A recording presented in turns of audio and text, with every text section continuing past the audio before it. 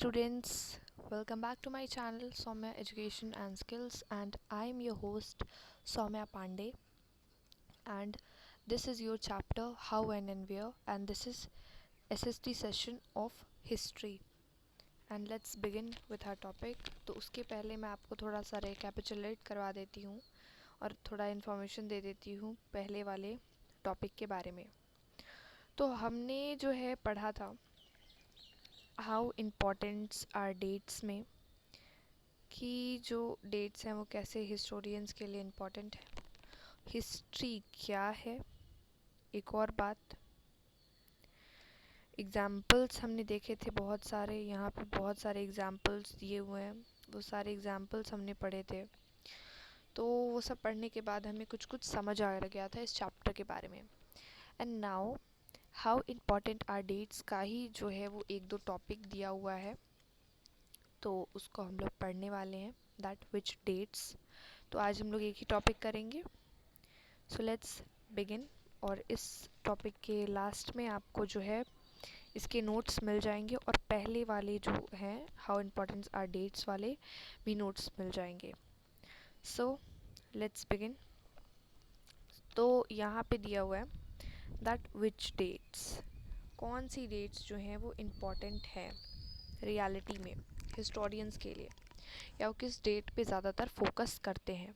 तो मैं आपको हिंदी में बताती हूँ, लेकिन है यहाँ पर इंग्लिश में, जैसा कि मैंने आपको रीज़न भी पहले वीडियो में बताया है कि हिस्ट्री कुछ लोगों को बहुत ज़्यादा बोरिंग लगती है, पढ़ने में मज़ा नहीं आता है। तो उसी को थोड़ा अच्छा बनाने के लिए मैंने कुछ कुछ एग्जांपल्स भी आपको पिछले वीडियोस में बताए हैं, और इस वीडियो में मैं भी कोशिश करूँगी कि थोड़ा इंटरेस्टिंग बने। So let's begin that which dates, कि कौन सी जो डेट्स हैं वो इम्पॉर्टेंट हैं। ओके, तो हिस्ट्री में जो डेट्स होती हैं वो हिस्टोरियंस के लिए ऐसे इम्पॉर्टेंट होती हैं कि पहले वो क्या करते हैं, दे मतलब वो लोग कॉज को पहले देखते हैं, यानी कि क्या कॉजेज़ हैं। जैसे कि वो लोग पहले उस चीज़ का इशू जानेंगे, क्या उस जो डेट है उसमें क्या चीज़ हुई, क्या वो ज़्यादा पॉपुलर हो सकती है क्या, या वो क्या इम्पोर्टेंट है। उसके बाद वो उस चीज़ को लोगों के सामने प्रस्तुत करते हैं या अपनी हिस्ट्री की बुक में लिखते हैं। ओके, तो अब ये कैसे होता है मैं बताती हूँ। लाइक एक डेट सपोज करिए आप कोई भी, तो सबसे ज़्यादा सिंपल डेट मैं बता देती हूँ जो कि मैंने पिछले वीडियो में भी बताई थी, दैट इज़ 15 अगस्त 1947। ये बहुत ही ज़्यादा स्पेशल डे है हमारे इंडियंस के लिए, और एक स्पेशल डे है कि हम लोग उसका कॉज भी जानते हैं और हम लोग उस डेट को भी जानते हैं। और उस डेट को हम क्या कहते हैं हिंदी में या इंग्लिश में, 15 अगस्त 1947 जो डेट है उसको हम लोग हिंदी में या इंग्लिश में क्या कहते हैं, ये कमेंट में आप मुझे करके बताइएगा। तो ये जो डेट है ये इम्पॉर्टेंट है हमारे लिए, इसका कॉज जो है वो भी आपको पता है। इस दिन हम लोग आज़ाद हुए थे ब्रिटिश रूल से, तो ये हमारे लिए अच्छी बात है क्योंकि इतने ज़्यादा 250 ईयर्स हम लोगों ने गुलामी सही थी, तो इसके बाद हम लोग जो है वो गुलामी से छूटे थे। तो ये एक इम्पॉर्टेंट डेट है। ओके, तो इसका हिस्टोरियंस ने, इतिहासकार ने ही ये हमें डेट बताई है ना, या जो उस समय लोग प्रेजेंट थे एट दैट टाइम उन लोगों ने हमें बताई है। तो एक तरीके से हिस्टोरियंस भी कुछ इसी तरीके से हमें बताते थे डेट्स को। वो लोग पहले कॉज देखते थे, कॉज यानी कि कारण, वो लोग पहले कारण देखते थे कि किस कारण से हम इस डेट को प्रस्तुत आपके सामने कर रहे हैं। कारण अगर अच्छा है या बहुत ही ज़्यादा महत्वपूर्ण है, उसके बाद ही वो उस चीज़ को हमारे सामने, उस डेट को रिप्रेजेंट करेंगे अच्छी तरीके से। अब होता क्या था, मतलब ब्रिटिश रूल में हुआ क्या था इंडिया में, दैट रूल तो था गवर्नर जनरल्स का, और वो लोग इम्पॉर्टेंट भी थे और वो लोग हिस्टोरियंस भी थे एक तरीके से। और उन लोगों ने ही लगभग जो भी उन्होंने लिखा वो अपनी क्लोरोनॉजी में लिखा है। क्लोरोनॉजी अब क्या होता है ये आपको मुझे बताना पड़ेगा कमेंट सेक्शन में। सो प्लीज़ कमेंट सेक्शन आपके लिए खुला हुआ है, जाइए वहाँ लिखिए। एंड नाउ दैट इज़ एक एग्जाम्पल दिया गया है, जैसे कि गवर्नर जनरल्स पहले रूल करते थे इंडिया में।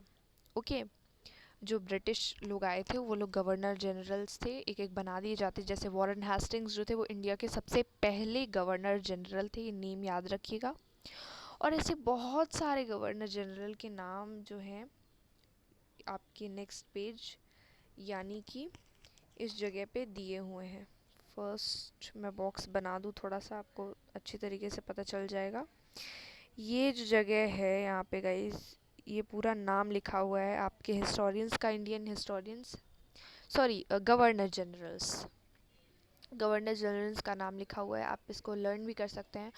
और अब वो उन लोगों ने जो अपनी क्लोरोलॉजी में लिखा है या वो लोग ने क्या अब्जॉर्ब किया है मतलब जब वो लोग थे जिस समय में, और उन्होंने जो भी चीज़ ऑब्जर्व किया वो उन्होंने अपनी भाषा में लिखा। जैसे कि फॉर एग्ज़ाम्पल, और ये इंटरेस्टिंग एग्ज़ाम्पल है, ये सबके साथ होता है।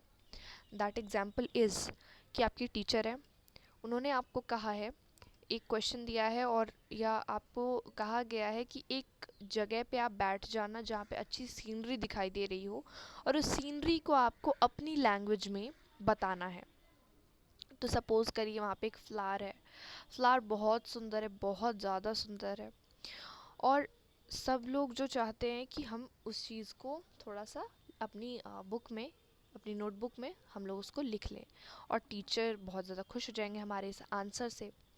सो you are suppose to write the about that flower. तो आप लोग लिखते हैं, एक जो बच्चा है वो लिखता है कि वो जो फ्लावर है वो बहुत ही बड़ा है। दूसरा बच्चा जो है वो उसके कलर को अच्छी तरीके से बताता है। तीसरा बच्चा जो है उस कलर के डायमेंशंस को बताता है। चौथा जो है वो उसके रूट्स, लीव्स और बाकी सबको बताता है। तो इसी तरीके से जो थे गवर्नर जनरल्स भी थे, वो उन लोगों को, पर उनके साथ एक प्रॉब्लम थी कि जैसे आप लोगों को एक ही चीज़ पे लिखना है, तो उन लोगों को एक ही चीज़ पे लिखना था बट अलग अलग इवेंट्स पे, अलग अलग समय पे लिखना था। क्योंकि वॉरेन हेस्टिंग के बाद दूसरे गवर्नर जनरल आए तो उन्होंने जो भी ऑब्जॉर्व किया बात से, उन्होंने वो लिखा। तो ऐसे बात करते करते, तो वैसे ही लोग जो थे, आप लोगों ने भी कुछ ऐसा ही आंसर लिखा। तो बात वही है, पर एक जो है वो आंसर का है और एक जो है आपका पूरा जो कंट्री है उसके बारे में आपको लिखना है, कंट्री के पीपल के बारे में लिखना है और राजा महाराजा के बारे में लिखना है। यही बस डिफरेंस है और कुछ नहीं। और जो भी डेट्स होती हैं जो कि हिस्टोरियंस जो है वो लिखते थे, वो उनकी खुद के एक wait a minute guys. So yes, जैसा जिसने ऑब्जॉर्ब किया उसने वैसा लिखा। यहाँ पे लिखा है कि जैसे जैसे पर्सनालिटीज़ बदलती गईं, जैसे जैसे लोग बदलते गए, वैसे वैसे उनकी बात करने का तरीका और उनका बात करने का साधन कह सकते हैं, और उनके बात कर किया हुआ वो चीज़, शब्द, ये सब चेंज होते जाता है। So this was the your first paragraph and now second is yes. तो यहाँ पे है कि अब तो ये प्रॉब्लमेटिक था हमारे लिए। अब कैसे हमारे लिए प्रॉब्लमेटिक है, क्योंकि भाई जिसने जो ऑब्जॉर्व किया उसने वो लिखा, पर रियलिटी में जो ऑब्जॉर्व करने लायक था क्या उसने वो ऑब्जॉर्व किया या नहीं, ये हमें तो पता नहीं है क्योंकि हम उस जगह पे हैं ही नहीं। ये हमारे थोड़ा प्रॉब्लमेटिक है। और जैसे कि आपको एक कहानी, फॉर एग्ज़ाम्पल मैं बता रही हूँ, आपको अगर कोई कहानी लिखने के लिए बोला जाता है तो आप कोई भी कहानी लिखते हैं, अपने शब्द में लिखते हैं और चैप्टर वाइज बना देते हैं। या आप इस बुक में भी देख सकते हैं कि आपको अलग अलग चैप्टर्स दिए हुए हैं अलग अलग लोगों के बारे में जानने के लिए, या अलग अलग चीज़ों के बारे में जानने के लिए, अलग अलग टॉपिक्स के बारे में जानने के लिए चैप्टर्स दिए गए हैं। तो अब ये लोग जो थे, ये लोग भी कुछ इसी तरीके से चैप्टर्स को डिवाइड करते थे। अब उन्होंने उनने जैसा, जिस चीज़ पे वो ज़्यादा फोकस करते थे उस पे ही वो लोग ज़्यादा, उसी को ज़्यादा शेप देकर वो लोग बताते थे। ठीक है, तो ये थी ब्रिटिश गवर्नर जनरल्स की बातें। और अब इसमें तो यही बात है, लेकिन हमें एक दूसरा फॉर्मेट चाहिए था, या उन लोगों को एक ऐसा, हमें एक ऐसा अलग फॉर्मेट चाहिए जिससे हम लोग हिस्ट्री को जान सकें, उसकी पुरानी डेट्स को जान सकें, उसके सिग्निफिकेंस जान सकें और उसके कॉजेज़ जान सकें, क्योंकि अब पर्सन बाय पर्सन थिंकिंग जो है वो चेंज होती है। तो अब यही बात है। So now the time of notes. अब नोट्स के बारे में थोड़ा बात कर ली जाए, तो चलिए नोट्स देखते हैं। सो गाइज़, ये है आपका नोट्स, जो कि इस तरीके से कुछ है।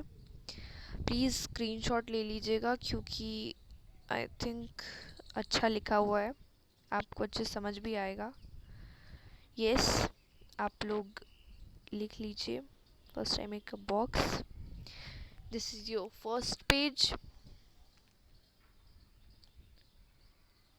and this is your second page. So please take screenshot. This is again I'm okay. So this is your first page and this is your second page. So guys, that's all. और next video में हम लोग how do we periodize, जो हमारा next है topic, उसको देखेंगे। I hope you all understand. जैसे मैं पढ़ाती हूँ आपको समझ आता हो, और आपको तो आपका होमवर्क याद ही होगा। Please read that chapter first, how when and where. बहुत ही अच्छे तरीके से आप वो चैप्टर पढ़िए, और जो टॉपिक मैं आपको बताती हूँ उसे बार बार पढ़िए, कम से कम 2 बार। और अगर आपको अच्छे समझ में आ जाए तो आप खुद को समझाने की कोशिश कर सकते हैं, और नोट्स जो मैंने दिया है उसको याद करिए और अपनी नोटबुक में लिख लीजिए। So thanks for watching and meet in the next video. Bye.